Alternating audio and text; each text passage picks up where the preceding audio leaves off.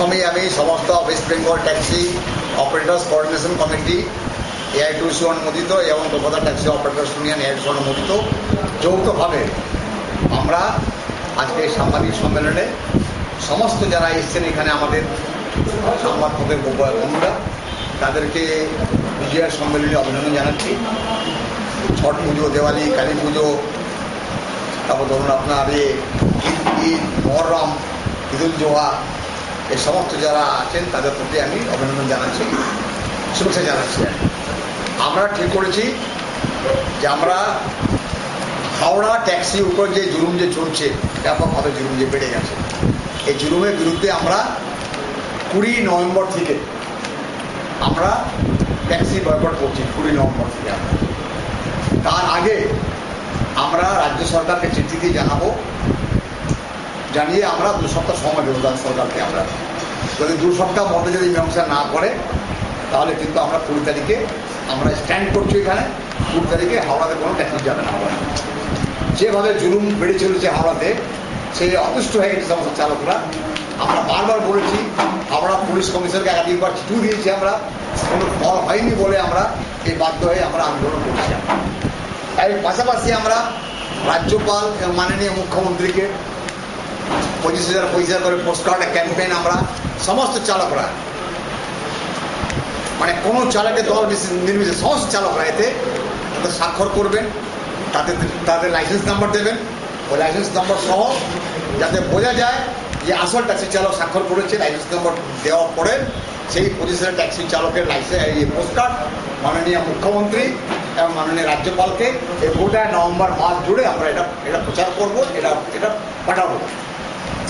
এবং হাওড়াতে যেটা সব থেকে মারাত্মক 6 থেকে 700 বেআইনি গাড়ি চলে এখানে।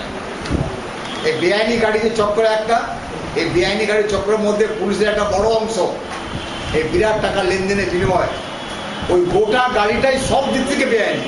ওদের কাগজটাও বেআইনি, গাড়িটাও বেআইনি। আর ওই গাড়ি থেকে আপনি রাত্রে যেদিকে দেখানো এখানে, ওইখানে বেআইনি মালপত্র এখানে গাড়িতে বহন এখানে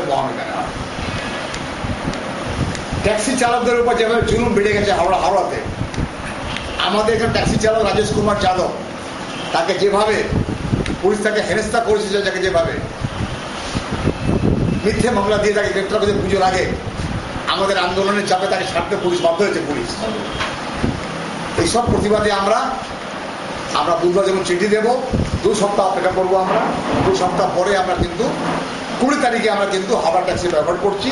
এবং 20 তারিখে বেলা 12টা থেকে 1টা আমরা হাওড়া ব্রিজ অবরোধ করবো। আমরা 1 ঘন্টা আমরা সে অবরোধে যা হবে, গ্রেপ্তার বরণ করবে, কেস দিলে কেস দেবে, পুলিশ লাঠি চালাবে। লোকে দেখুক যে পুলিশ গভর্নমেন্ট কি করছে। আমরা কিন্তু 1 ঘন্টা টোকেন অবরোধ করবো, এটাও গভর্নমেন্টকে আমরা সেটির মধ্যে জানিয়ে দেবো আমরা। তার পাশাপাশি আমরা 9 ডিসেম্বর নবান্ন অভিযানে আমরা ঠিক করেছি। আমরা নবান্ন অভিযান আমরা করব। এই নবান্ন অভিযানে আপনার হাওড়া থেকে জমায়েত হয়ে আমরা মাননীয় মুখ্যমন্ত্রীর কাছে আমরা এই স্মারকলিপি দেবো, আমাদের দাবি করতে সমর্থন আদায় করবেন। এবং আমরা এই আন্দোলনেতে আমরা সমস্ত ট্যাক্সি সংগঠনকে আমরা, আমাদের সিটু হোক, এআইটিউসি হোক, আইনটিউসি হোক, বিএমএস হোক, সমস্ত আমাদের সংগঠন যারা আছেন তাদের প্রত্যেককে আমন্ত্রিত করবো, তারা প্রত্যেকে আসুন। কারণ দাবিগুলো সবার আগে মোটামুটি দাবিগুলো এক। সুতরাং আমরা কাউকে এর মধ্যে ভেদাভেদির মধ্যে রাখছি না, সবাইকে আমরা আহ্বান করবো, সবাই আপনারা এখানে আসুন, আমাদের আন্দোলনে অংশগ্রহণ করুন, একসঙ্গে আন্দোলন করুন। আমাদের কোনো অবস্থা 9 তারিখে নবান্ন অভিযান যেটা আমাদের হবে 9 ডিসেম্বর বেলা 1টা আমাদের কাজীপাড়া মোড়ে জমায়েত হবে বেলা 1টা। ওই হাওড়াতে কাজীপাড়া ময়দান যেটা মাঠ আছে ওখানে জমায়েত হয়ে ওইখান থেকে মিছিল করে আমরা যাব মাননীয় মুখ্যমন্ত্রীর কাছে, আমরা মেমোরেন্ডাম দেবো।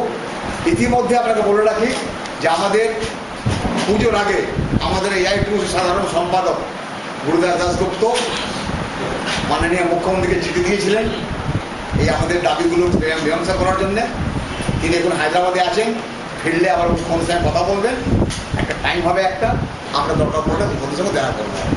এই হচ্ছে আমাদের আন্দোলনে আমাদের নিজস্ব উদ্যোগে west Bengal taxi operators coordination committee AITUC এবং Kolkata taxi operators union AITUC অনুমোদিত আমি হচ্ছি তার সাধারণ সম্পাদক, কমরেড ইকরাম খান হচ্ছেন আমাদের প্রেসিডেন্ট ভিতরকে, মোহাম্মদ মোস্তাক হচ্ছেন আমাদের word committee member, Pratap Singh হচ্ছেন আমাদের ইউনিয়নের লিডার এখানে আমাদের সব থেকে সিনিয়র আছে আমাদের রঞ্জন দাসগুপ্ত, আমাদের এআইএলপিসি সর্বদল সম্পাদক রঞ্জন দাসগুপ্ত এখানে আছেন। এখানে আমরা সকলে মিলে আমরা আবার বলি সকলকে শুভেচ্ছা, আমার বিজয়ার শুভেচ্ছা রইল, দেওয়ালির শুভেচ্ছা রইল, কালী পুজোর শুভেচ্ছা রইল, মহরম, ঈদ উল জুহা সমস্ত অনুষ্ঠানে শুভেচ্ছা অভিনন্দন জানিয়ে আমি এখানে আমার বক্তব্য শেষ করছি।